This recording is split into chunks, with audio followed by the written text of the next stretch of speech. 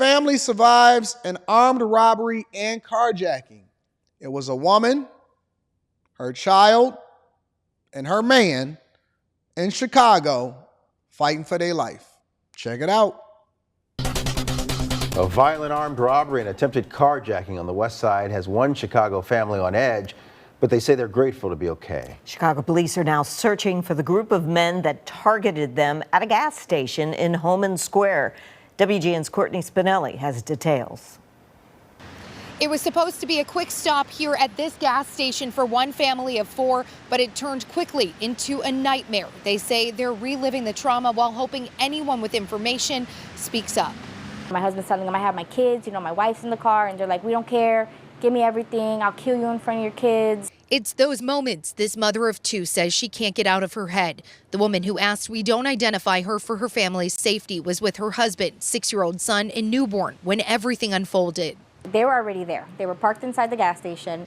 She's referring to a group of up to 5 male suspects police allege were involved in the crime. Just before 3:30 on the morning of September 10th, her family coming face to face with them as they stopped at this BP gas station near Independence and Harrison. The vehicle was very distinct because the tint on the window was peeled. So I could see them peeking through, they're looking at my husband. The armed suspects allegedly circled the building to the side where her husband was paying, and as he made it back to the car, ran up on him. The woman says the group was trying to pull him from the car, ripping his chains off his neck and telling everyone else to get out of the car. They're tussling. They got their guns at his head. The woman says her son started screaming in fear for his dad as the group continued the violence, allegedly hitting her husband in the head with a gun. He was able to start the car, peeling out of the lot quickly, but the suspects weren't done yet. As we were getting ready, to drive off, they reversed their vehicle and hit my car. They were trying to, box us in. As they pulled away, at least one suspect allegedly fired his gun at their car, hitting her husband through the partially open door. One of the bullets grazed his knee. The suspects took off in what police say was a black Honda Accord with temporary plates. As investigators work to track them down, family is hoping for the same so they can't hurt anyone else. In the moment, I felt so helpless. Both parents say their top priority was to protect their children. In those moments, however, all this mom could do was try to shield them and pray no gun went off and that her husband would be okay. My son is terrified for the rest of his life. That's things we can't take back. The suspects made off with the victim's family heirloom, a chain worth about $10,000, and left damage behind on their vehicle. But what they really took was this family's sense of security. It's unacceptable. It's sad. And I honestly hope that they catch these guys. As of tonight, no arrests have been announced. Chicago police detectives continue their investigation, looking for any leads, asking anyone with that information to give them a call. As you'll see in this Patreon video that's scheduled to drop this afternoon, a lot of it was shot me going about. You'll see me in different cars. I took my daughter's car to get the oil change, and then I got it washed, and then I got it gassed up. And then I took Rita's car to go and get washed and gassed up, and then I gassed up all of the rest of the vehicles, checked out stuff. So I spent a lot of my weekends, because the week is pretty slammed. I spend a lot of time in Detroit. I navigate back and forth depending on what the day is and depending on what the requirement is.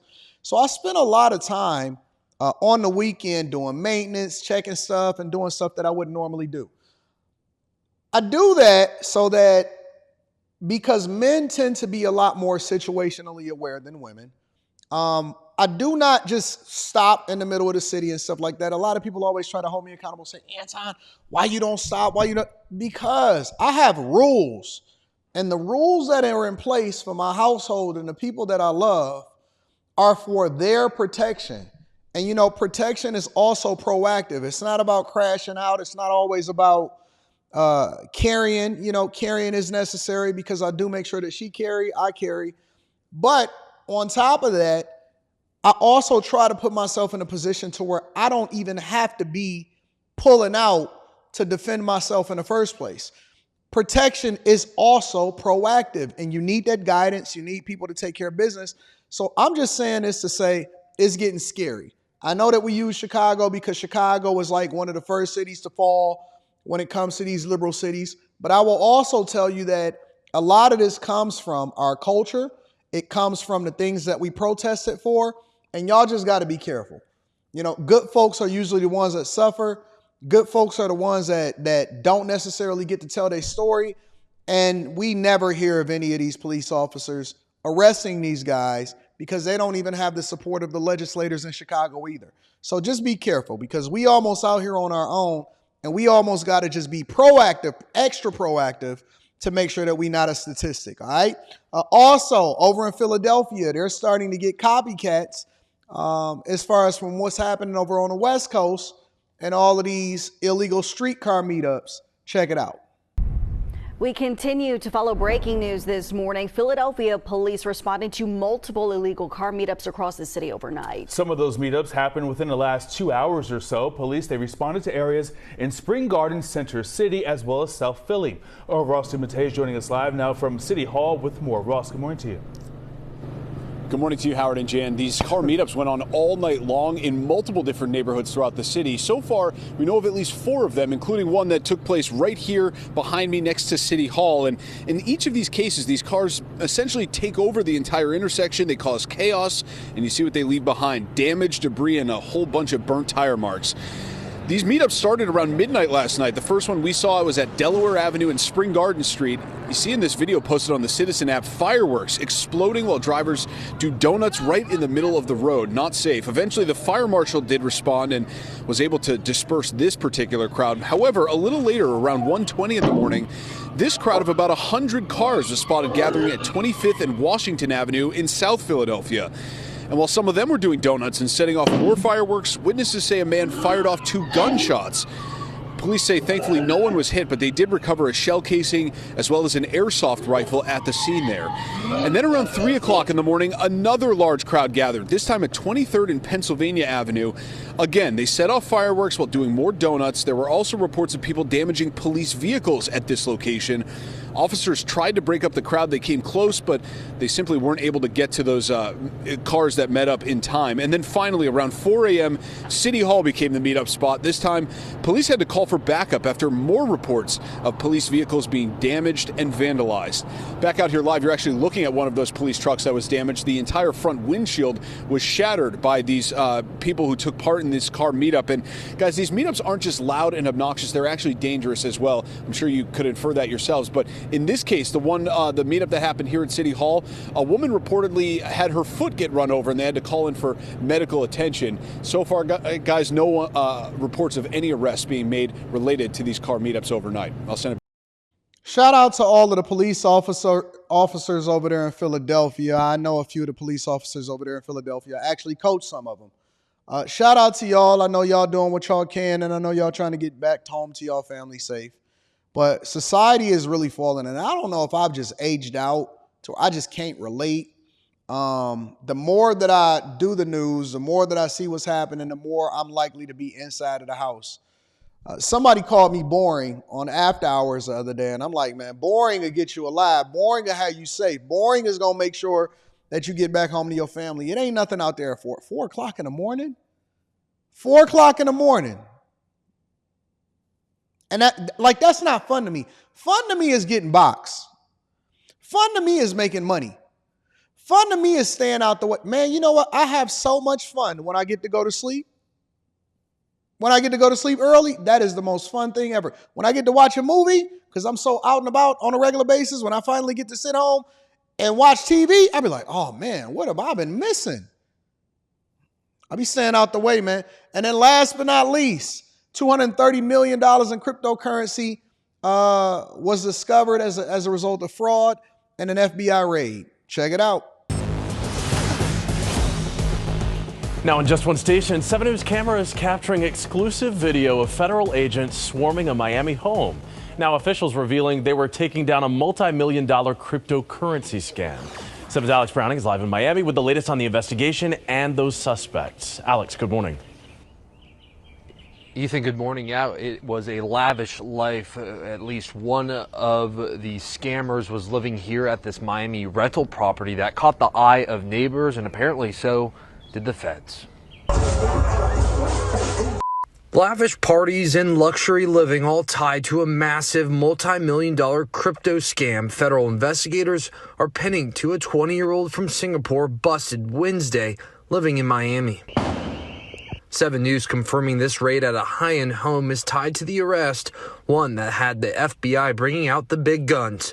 A federal indictment for Malone Lamb states he and accomplices conspired to carry out cryptocurrency thefts and to launder stolen cryptocurrency. Oh, wow. No way. No way. One user on X uncovering the moment Lamb allegedly landed more than $230 million in stolen Bitcoin from a victim in D.C. Federal investigators say Lamb and at least one other suspect then used the illegally obtained cryptocurrency to purchase international travel, service at nightclubs, numerous luxury automobiles, watches, jewelry, designer handbags, and to pay for rental homes in L.A. and Miami. Well, you know you got to show up to L.A. and Miami. You know you got to go to L.A. and Miami as soon as you get done scamming. Accused of flaunting it all at parties like this one, luxury cars and designer bags like these. And don't forget the watches and jewelry like those pictured here. It all came, though, to a screeching halt. Wednesday night, FBI agents busting into a home neighbors say is a rental property. I heard what I thought was fireworks. Smoke pouring out as they raided during the day and investigated through the night. 7 News, the only station there capturing the feds combing through every inch of the mansion at 1201 Northeast 83rd Street. You don't want to think bad of your neighborhood, you know. For neighbors left wondering what went down, they now have an answer. Well, the fastest way to get caught up doing something that you're not supposed to do is to start bringing attention to yourself. And so you didn't know that once you start buying all of these luxury cars and posting all of these diamonds and stuff like that, that they was going to go to verify whether or not you actually, as a 20-year-old, was able to get it. And that's why y'all got to be careful of who y'all surround yourself with. And let me tell you why. It's not just that they out there doing stuff illegal. Is that you'll be out here trying to keep up with the Jones from somebody that stole $230 million in cryptocurrency. And then those dudes, based off of their Instagram profiles, will be your motivation. Oh, man, I got to get 200 M's. They out there scamming. Do you know why? Do you know why it's so easy for certain guys to trick off on women? And then it warps your perspective of what a regular man is supposed to be or what a real man is supposed to be. Do you know why that is? It's because they got it easy. Most of the time they got it illegally. And so they spend it as just as fast as they get it, and they tricking off because they don't see it as anything, and they just like, well, I could just go and get some more in the morning, right? I could just go get some more tomorrow. I can do another scam tomorrow. I can go and rob somebody else tomorrow. And so they trick it off just as fast as they get it. Meanwhile, you've changed your perspective on what normal is, and you think that this is the life that you deserve and the life that you're supposed to live based off of somebody that's been living unrealistically because they got it with ill-gotten means.